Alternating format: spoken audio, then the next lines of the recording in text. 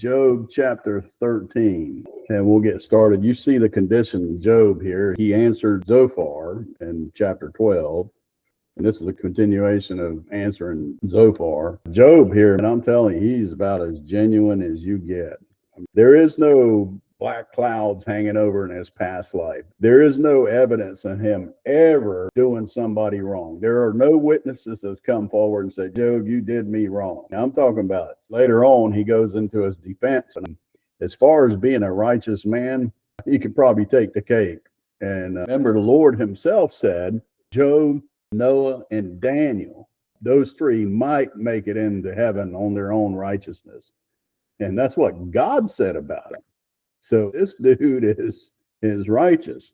Now, these three friendly brethren, I call them reputation grinders, they're throwing nukes at Job, just throwing some harmful stuff at him. So it amazes me that Job, we went over chapter 12, but the gist of that was Job is just pushing back against religion. He is finally seeing something about religion, and he's doing a big pushback on religion. And it was all through there.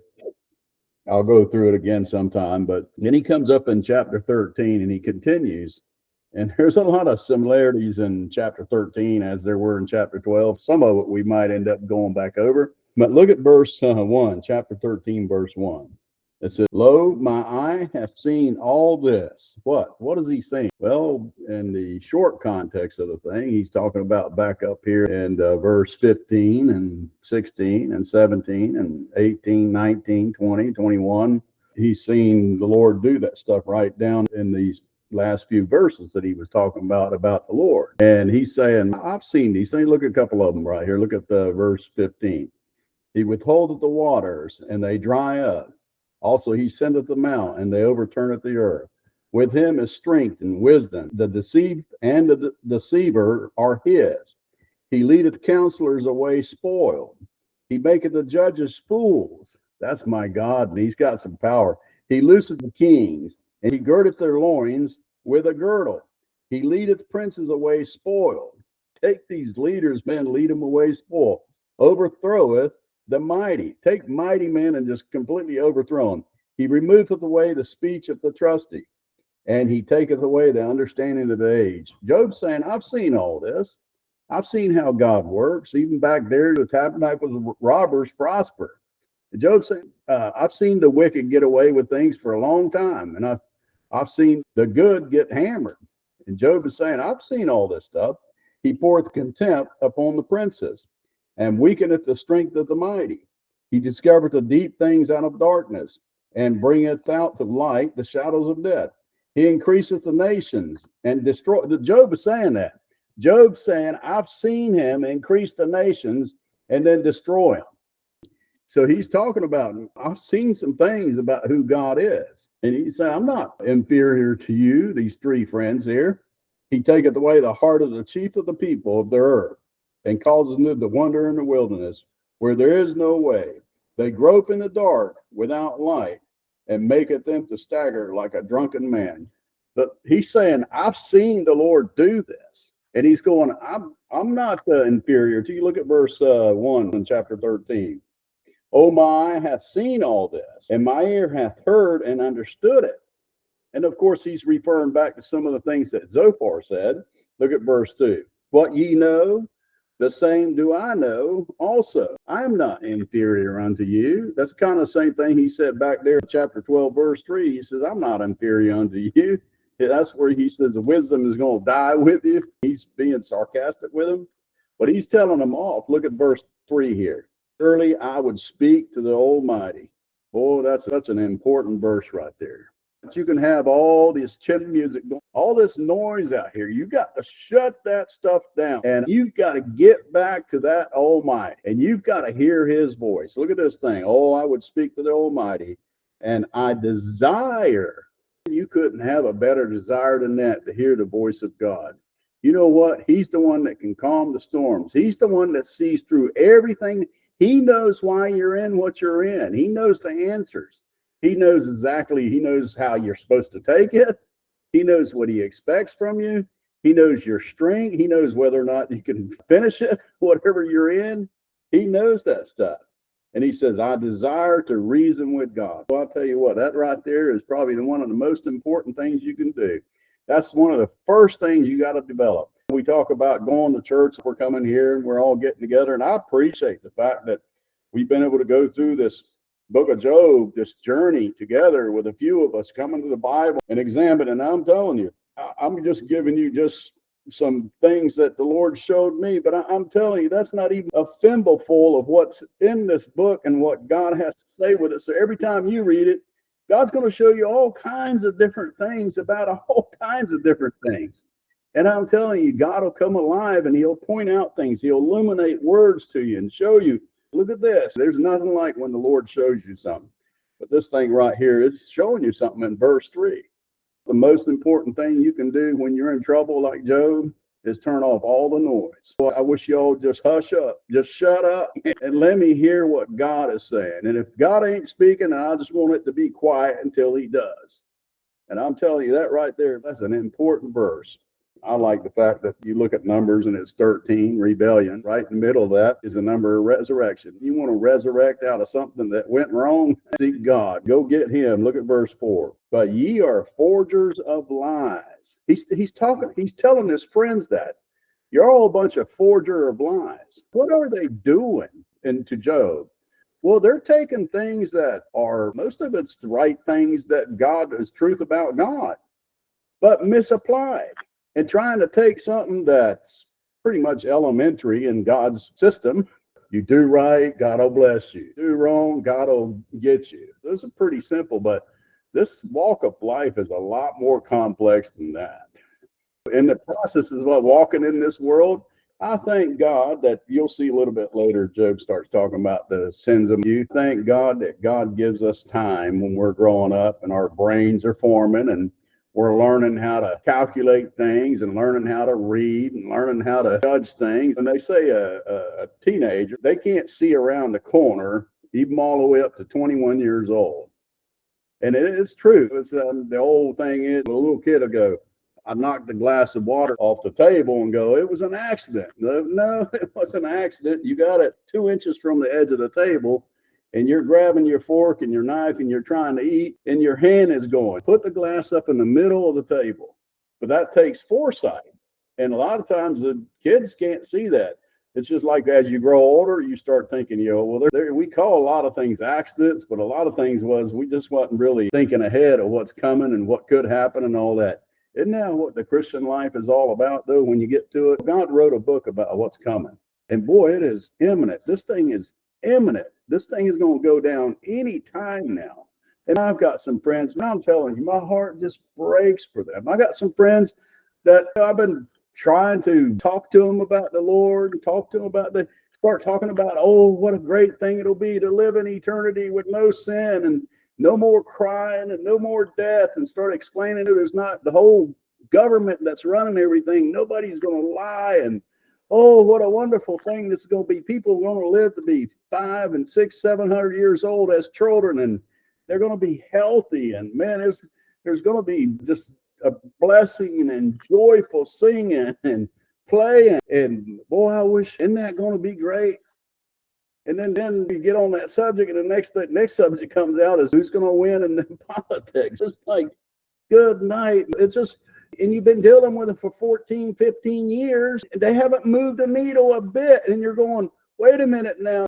I don't know how much longer you're going to live, but if you're in your 70s or you're getting close to 70, you might have 10 more years. Maybe if the Lord don't come back before then, that could happen. That's a huge risk for that to happen. That could happen any day now because we got 6,000 years of God dealing with man. And on the 7th, he's going to go rest. And I know he's not a liar. I know he's going to do what he said he's going to do. I just don't have all those numbers down to a detail what they're supposed to be. And you sit there and think, now I know on the backside of it, just like in the last chapter, I've seen the Lord take away their memory. And so now you got that coming too. And as you get older, you're not able to retain things. You're not able to get things like you used to. And you're running out of time. And you know what? I'm telling you, I know this about the Lord. If you have just a small desire for him, that's the start of your relationship for him. Because God's not judging, well, this one was a great one and this one wasn't. That's not how God looks at things. when it comes to that stuff, when it comes to salvation anyway. Because you know what? Every man was born in a different situation, a different family, sometimes in different religions, different cultures, different continents. And they were brought up under totally different circumstances with different IQs, different schooling, different experiences. You're talking about all across the board different. And you can't tell me God is not a just God, that he is so magnificent.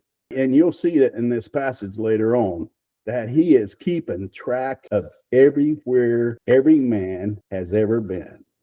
Just look over, just fast forward here. Look at verse 27 in this passage. Look what it says. Thou put my feet also in the stocks. I imagine having, what they call them things, those GPS trackers around your ankle. And he's keeping track of. This is Job. He's not literally in stocks, but Job is saying this. He's got a record on me, is what Job is saying. Look at this. Put my feet in stocks and look us narrowly unto all my past. In other words, he is eyeing it up and down, boy. He is looking at it in fine detail. The Lord is. He's looking at it in fine detail. And thou settest a print upon the heels of my feet. It's like this earth is a giant copy machine printer, and it's keeping track of your footprints where you've been and everything you've touched. Isn't that what Craig said the other day? And God's got the records on you. Now, let me ask you something, just for the sake of a conversation. Why would God keep such records on you?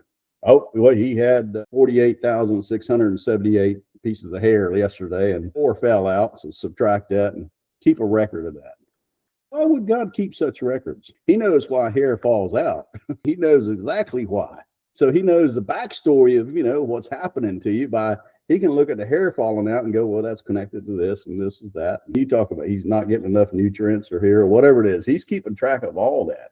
And you talk about a physician, man, God that knows something about you. Now, let me just ask you for the sake of asking, you being a father, if you was to keep such records on your son, would you be doing it so you can hold it against him? Or would you be doing it so you have the complete diagnosis on your loved one, so you can put in place the most comprehensive plan and the option for your best outcome, like that good and acceptable and perfect will of God, But he leaves it up to you to make your choice, how you want to go about it. But he's always putting forth with the current situation and where you've left things, not all your decision making. You keep leaning towards one place or the other. And once you get there, he goes, let me reassess the damage. Let me see how we can turn this. And I've showed you about God. God likes to take things that are messed up and make it better than it was before it was broke. And you know what? That shows you something about his grace is so much deeper than your sin. And if he does keep good records on you like that, it's all because he's trying to diagnose you. And it's not like he's trying. Let me rephrase that. He has diagnosed you. And he knows exactly what to present in front of you. He knows exactly what to place underneath your feet and the future things coming. And there'll be some good decisions, some bad, but he's placing it all right in front of you in hopes that you'll make the right choice. And he's actually fabricating what's in front of you, I think, based upon what's behind you. And it's all to conform you to the image of his dear son. I'm going to keep going here and try to get down to the passage, but just suppose what God is doing right now, he's saying that I'm making everything happening to conform you to the image of my dear son, but I'm not going to force you. And I'm going to allow you to make the decision of how far you want to be conformed to my image. And it's going to take some things that you're going to go through, but how far are you willing to go? What are you willing to take? What is it that you're willing to go through to be like him?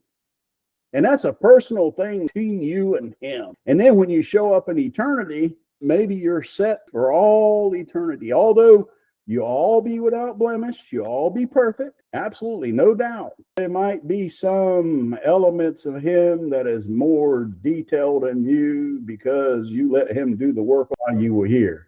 Just think about if it went down that way. There might be something like that. There's some kind of thing. I know this. God doesn't keep records on us so he can hold it against us and beat us up and look at what you did, man.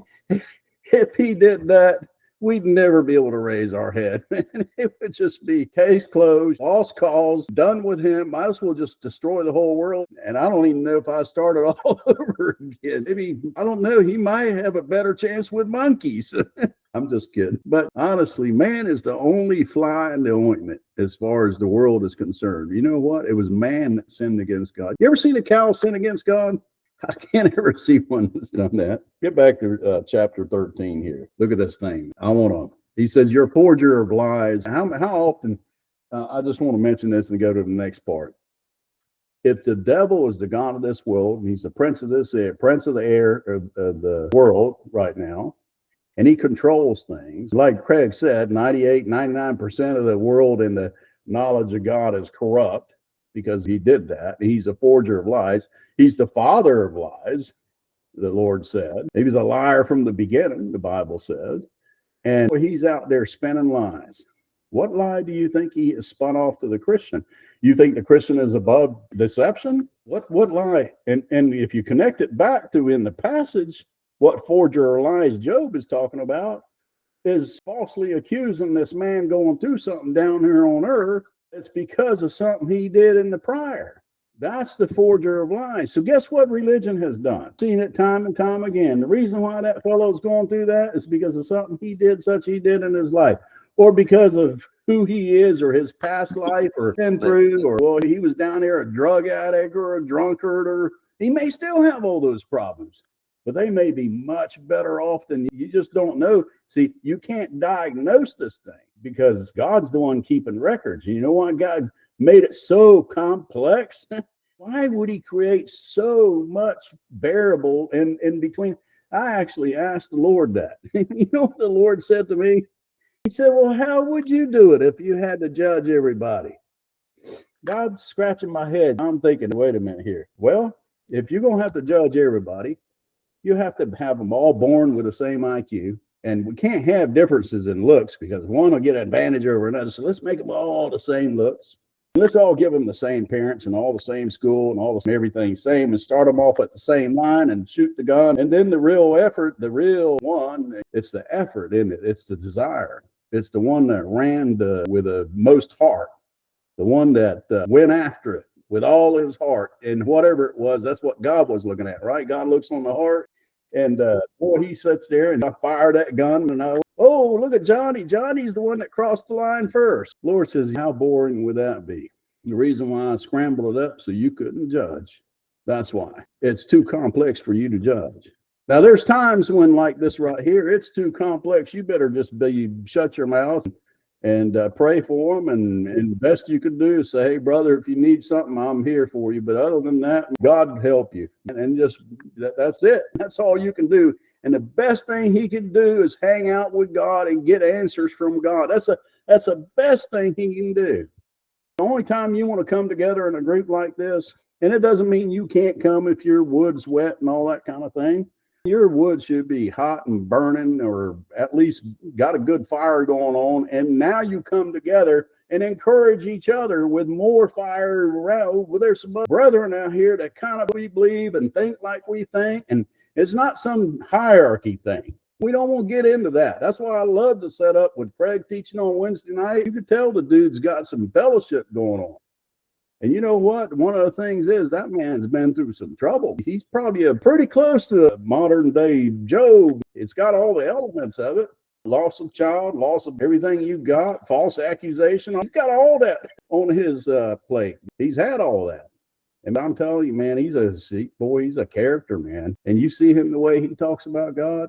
Don't you know he got something that's real, man? You talk about weather the storm and come out looking like that fellow does with that kind of a mindset and that calmness. His heart just ticks. I'm telling you, man, you know what that is? That's a relationship. You know, see, that's the stuff we need. Maybe get together with people that feel that way about their Lord. See, it's an everyday thing that they're having with the Lord. Every day they're having this fellowship with the Lord. I want to just talk to God and reason with God.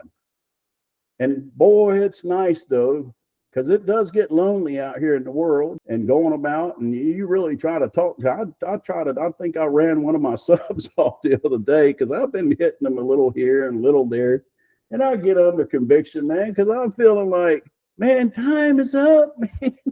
And I've been talking to you for 2, 3, 4, 5 years about this stuff and got pretty depth with you, and man, no response. Just happy taking care of my cats, you know. And there's nothing, I guess, wrong with that. But man, don't there's something bigger coming? Anyway, look at the forger of lies. Ye are all physicians of no value. I told you last week, physicians, they're practicing. You know what? My Jesus, he doesn't need practice. He is a doctor. You know what happened with this new covenant, this new age? We come into this with the Gentiles getting a brand new gospel. That was kept secret before the foundation of the world. And in that gospel right there, well, Jesus had to die, and he had to be buried and rose again before it could be published. But Jesus comes up, and then he starts this new movement, this church, his body. Greg went over all that stuff. Boy, he's putting people in his body. And before he does that, you know what Dr. Jesus did? This is Dr. Jesus now. You know what he did? He says, I tell you this, I'm going to go ahead and operate on you. You done come into intensive care, emergency service, you hanging by a thread, and I've got one operation. The doctor of all doctors says this is one operation you need. I need to cut away your soul from your flesh. And from now on, I decree that all the sins that you commit is going to go to that flesh right there, and it's never going to touch your soul again.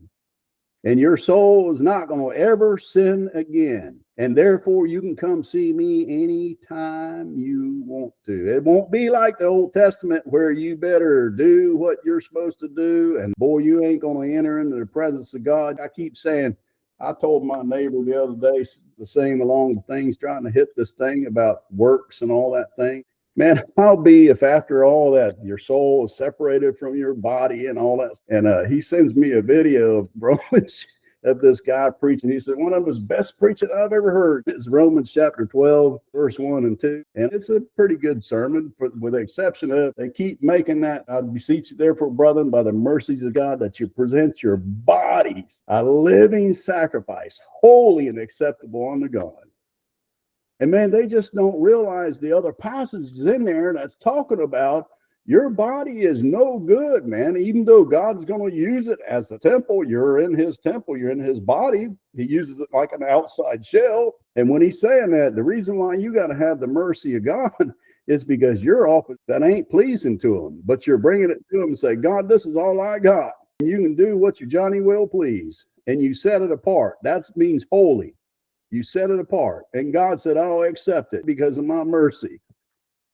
Since that's all you got. If you think you're bringing something any more than that to God, Lord help you. And that's what religion does. I tell you why religion goes down that road, because they're scared to tell you the truth. They say things like all drunkards are going to go to hell. All murderers are going to go to hell. Adulterers are going to go to hell. Well, a liar is going to go to hell if you want to get technical about it. Him to know it to do good and do it to not. It's sin, and therefore all the wages of sin is death, and you're going to die. So it doesn't mean that everybody is guilty. They're all going to lose it. It comes down to there's nobody going to make it past this test. And God comes down here. Dr. Jesus says, I tell you what you need. You need an operation. And this operation is going to be done by the doctor of doctors, and it's the most important operation a man can ever get in the entire history of all of eternity, for that matter. And that was what Dr. Jesus, that was what his solution was to your problem. And then religion comes along and says, well, I know he cut away my body, but I'm going to fix this thing up. I'm going to get it looking halfway decent here, at least where half the people in the world won't be able to throw a rock at me. Basically, God's going to always find something wrong with you. It doesn't take much, right? Act selfish, man. You've already fell outside the group of being like Christ. You got to watch that religion, because they won't tell you the whole truth. The truth will set you free. You go teach people that, listen, man, right here it says you won't inherit the kingdom of God.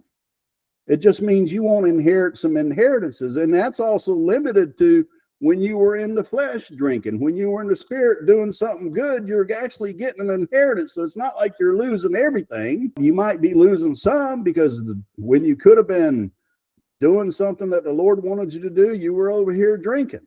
And it might have slowed your pathway down a little bit. It might cost you something. Now, if you start telling people, look at here, you can drink and go to heaven. Now, you know what? That's freedom. The truth will set you free. Now, man has the freedom to go drink and get drunk as a skunk and still go to heaven. He can. I'm telling, trust me, he can, because the body is cut away from the soul. But that's the truth. He sets you free. I'll use this illustration. Back in the day when I was a stockbroker and all that kind of thing, going through these investments and things, and there's a thing called there was lawsuits and stuff going on that people had 401ks, and people loved 401ks because of employers matching a certain amount. So you put $100 in there, employer puts $100 in there. It looks like, man, I only put 100 in there, but now I got $200. This is great. You think a 401k is really good, and trust me, it is good. If whatever company says you're going to match, take full advantage of it, let them do it. And go ahead. But when you leave that company, you'd be better off to take that and go put it in another IRA and control it yourself, because the difference is this. When you're in a 401k, it's kind of like religion. When you're in 401k, it's like a cafeteria. They put the certain things on the menu there that you can eat, and it's very limited to what the cafeteria serves. That's what a 401k is. You managing your own stocks is like going downtown New York in a 10-mile radius. You can eat at any restaurant you want to. That's the difference. There's a freedom there. You see, what religion does is control them. You've got to fall in these lines right here. This can only eat this, and you can only do that. And you know why? Because they're afraid you're going to fall off, and that you're going to make a train wreck of yourself. But you know what? God ain't worried about that. God wants you to be fully driven by him.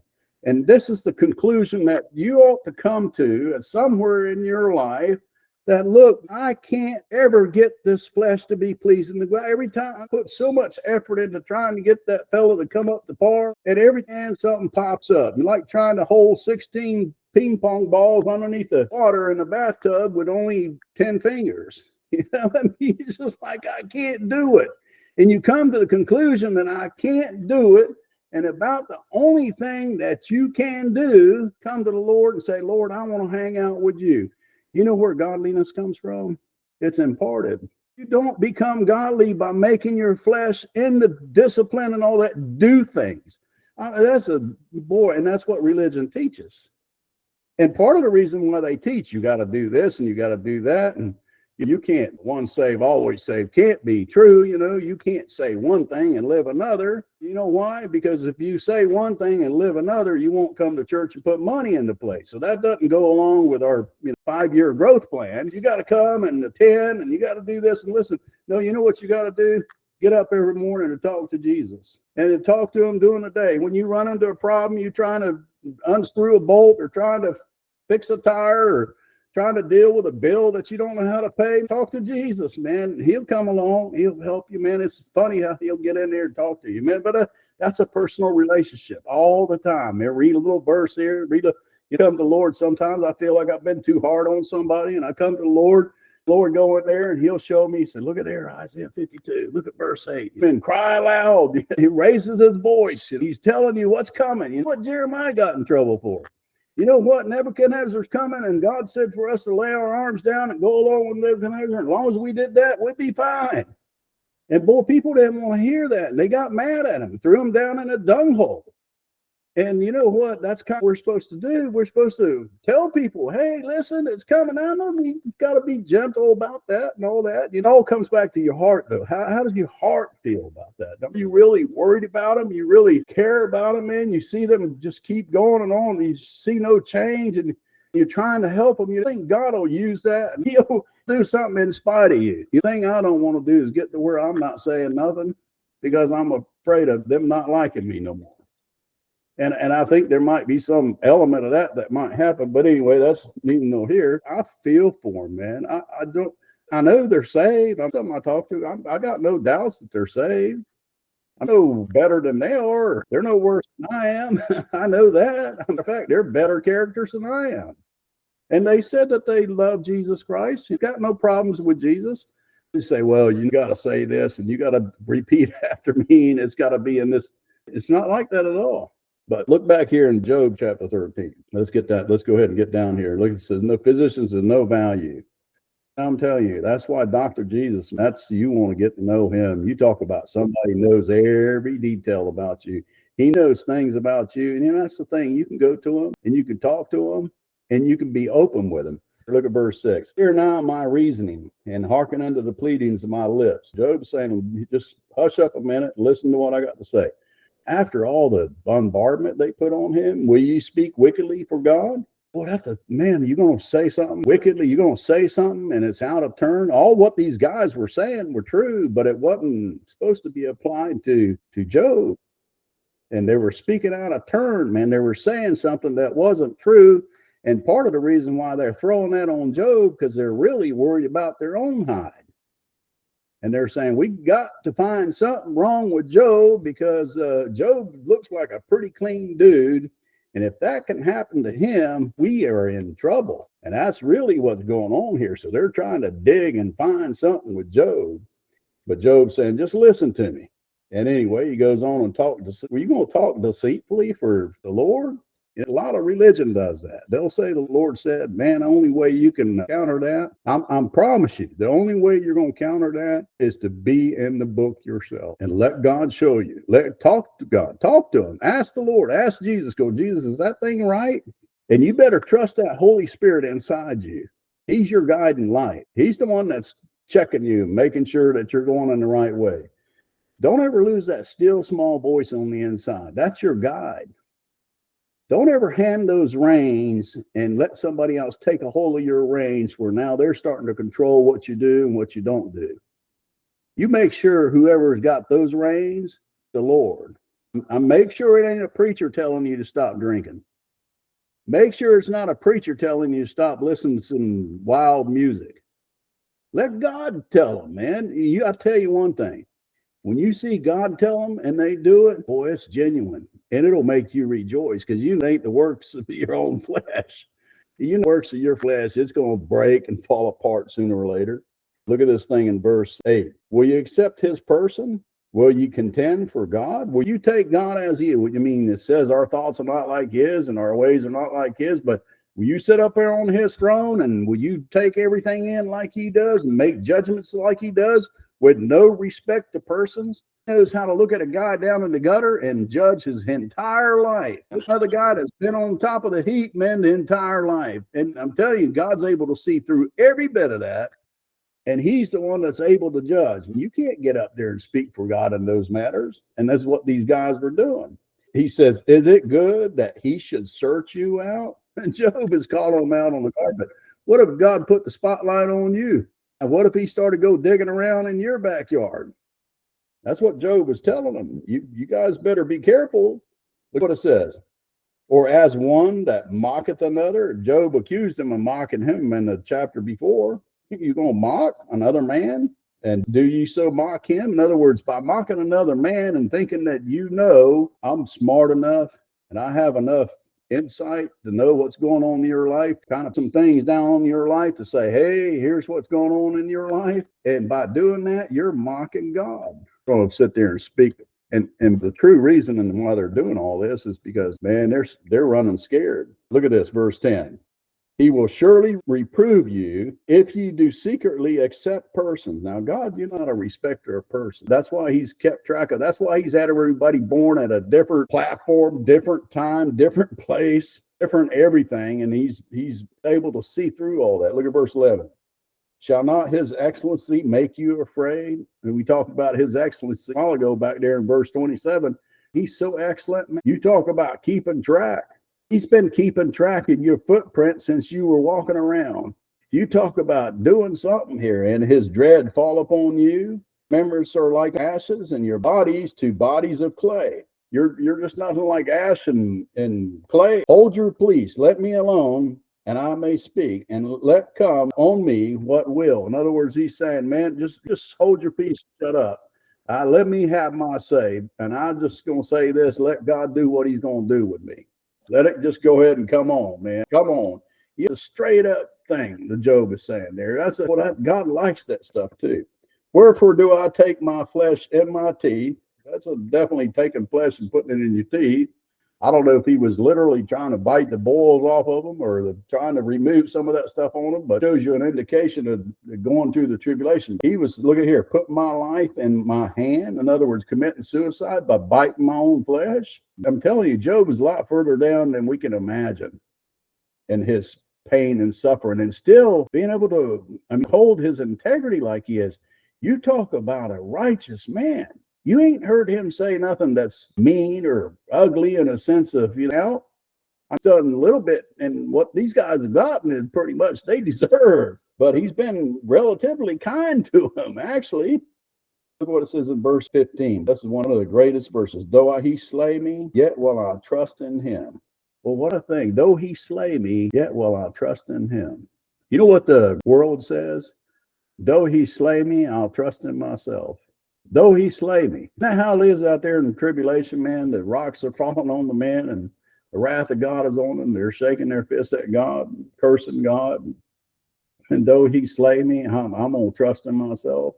Man, it comes back down to trusting God. This whole thing, man, the whole reason why he put us here on earth, us to have a time, like I was saying earlier, thank God he didn't deal with us in our youth.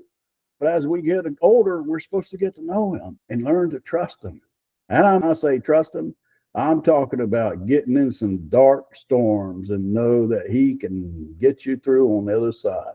There ain't nothing like knowing Jesus like that. I mean, you ever been through some really bad trouble with somebody? You know how it forges a bond? Well, you know what he's trying to do? Forge a bond with you. He's saying, listen, man, this ain't nothing I ain't never been through. But come in this fire with me. Let's forge a bond like no other. Let's be brothers. Talk about a mentor. You talk about somebody leading the battle with you and taking you by the hand and say, come on, experience this trust in God thing. You talk about a prize, man, to be won. But I will maintain my own ways before him. I like that statement right there. Job is saying, I'm going to maintain my own ways. What I am in the dark, I'm going to be that in the light. Lord, I am what I am. This is it. This is all you got. There ain't no shadow. There's no like something that ain't and all that. This is me. And he's being straight up with God. And on the other interpretation of that right there, he's saying, I'm going to hold on to what I've been holding on to. But Job has got something missing. He's missing some things to do with God. And God knows that. And I think God's dealing with him pretty gentle. And he says this, look at right after he says this, but I will maintain my own ways before him. I haven't done nothing wrong as far as I know. And everything I have, I've already asked forgiveness for. And I know God ain't the one to bring that stuff back up. But look at this thing right here. Look at what Job says. He also shall be my salvation. Know what Job says? He, talking about God, shall also be my salvation. You know what religion will tell you? It's things. You got to perform these certain things to prove that you are saved. A trained dog. I'm telling you, salvation's in a person. It's in Jesus Christ. The Lord Jesus Christ is your only hope for eternity. If you want to live out there sinless, you've got to get Jesus Christ. And whoever's in Christ, they were predestinated to be conformed to the image of Christ. They were the ones that were elected, that are in Christ, because Christ was elected. Got in the elect, man. I'm talking about a story, man, where an old dog gets to get inside the Son of God and become a son of God. How in the world does that happen? I'm hanging around him, and he wants you to do that. Now look at what he says right here in verse 16. A hypocrite shall not come before him. Boy, that's true. Back in the Old Testament, that was true. But you know what? You talk about the operation that God made. He solved that problem because you're never a hypocrite. The new man doesn't sin. He can go up at any day. He's not a hypocrite. He's cut apart. If we only understood how important that operation was. I mean, right down here, we got physicians of no value. But boy, we have a Dr. Jesus, and his first thing that he came and said, this is what you need. You need that body cut away from that soul. You need an open road to come spend time with me all you want. Now, the conformity to being godly and all that stuff. You get up there, you get to spending so much time with him, and you get to seeing things through his eyes. Whatever sin you're caught up in, you'll lose the taste for it because you'll see it for what he sees it for. And see, that's a natural way of becoming godly, by hanging with him. And I can guarantee you, once you put whatever the thing down that's harming you or whatever it is, if God wants you to quit, he'll put it to you. That's achieved by hanging out with him. Because if you did it and you put it down your own self, I'm guarantee you, you're going to rise up in your pride and you're going to put somebody else down that can't put it down, because you might have a little more discipline in you that God gave you and gave to your parents to give to you, and had an up and you had a little bit of a leg up on that. So now you're going to kick somebody else down that ain't got that. Come on, man. You barking up the wrong tree, because the Lord is looking at that stuff. You get up there and hang around with Jesus Christ, and I'm telling you, he is going to impart his godliness to you.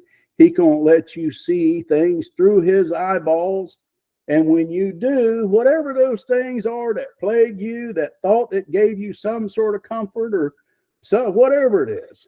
I had a Muslim one time come to me, and he was sitting there talking about the Lord. He said, do I have to give up Allah before I accept Jesus Christ? I said, no. And he said, no. I said, yeah.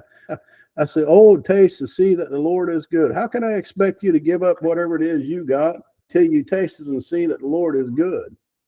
And one day you keep drinking and see that the Lord is good, and keep drinking this thing the Lord's got, and you get looking at what the thing you're drinking, and you're going, man, if I had a choice to drink between this and that, I sure want to get another drink of the Lord, because boy, that is some really good water. That thing quenches my thirst. And it might take 10 years to that conclusion to say, hey, drinking the Lord, that thing really soothes my soul. Like you sound kind of a little older, kind of a little more seasoned, and and you start realizing, man, boy, there's something about that peace of God, man, something about drinking that water of life, man, and it does something to me. And the next thing, you take less and less of whatever that thing was plaguing you. That's how the Lord works, man. That's how this Christianity is supposed to. That's why he did the operation for you. He did that's so important. Now look at what he says right here. Hear diligently my speech and my declaration with your ears. Behold, now I have ordered my cause. I know that I shall be justified. In other words, I've already put my court case together, and I put all my documents together. I'm ready to go to court and sit before God and have my powwow with him, because I think I'm right, and I think God did something wrong here. And look at verse 19. Who is he that will plead with me? I mean, come on, adversary. Stand up, man. Come accuse me of what I've done. What is it?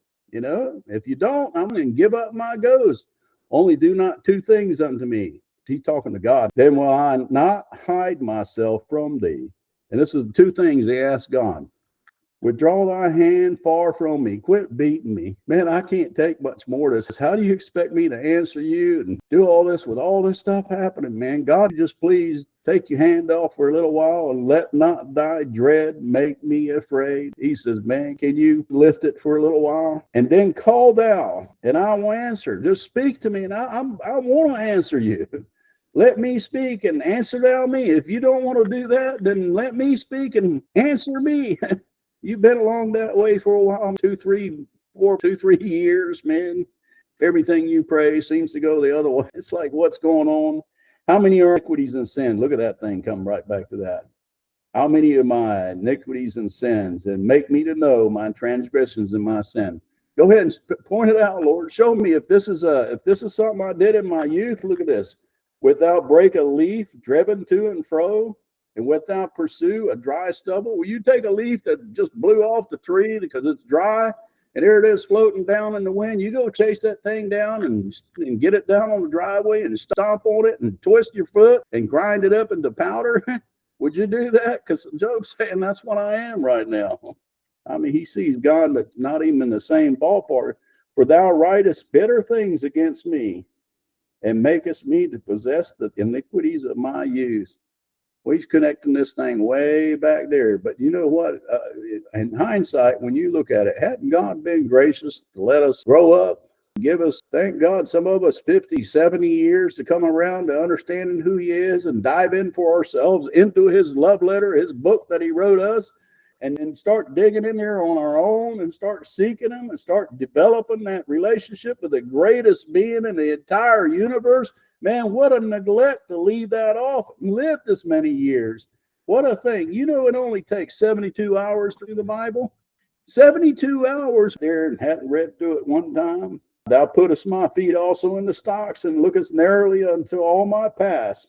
Thou sittest a print upon the heels of my feet. Man, he's keeping track. And he is a rotten thing, consumeth, that is eaten like an old garment that sat in the closet, and the moth ate it all up. We're like that. That's what our flesh is like. You know that? That's what our flesh is like. But God, man, you have got a new man. Matter of fact, you know what? You got a new man. You've got a new city coming. You've got new wine coming, because he said he'd drink it with you. You know, you got a new heaven. You got a new earth coming. All this is under a new covenant. Can you imagine? You gonna get a new mind. You're going to get a new body. He says, I'm going to make all things new. Man, you know what's up ahead of you compared to what Mr. Job has? Man, God's been awful good to us church-age saints, an old dog that just happened to be there when Israel rejected. What a thing, man. We ought to really dive in that book, because we're going from a dog to being a son. There's a lot more in here in this book that you need to personally find out between you and God. Let him tell you this stuff. Father, thank you so much for your book. Thank you for the things in here. I pray that you help us with this stuff and help us grow, Lord, and help us to get closer to you and make things real. When they open up the book here, Lord, might you pour out the stuff in here. Might you be real to them, Lord. Let them see with your eyes, and let them see the thing. Let them take them back in history and show them some things, Lord. Make it real to them, Lord. Thank you for being so good to us. In Jesus' name, amen.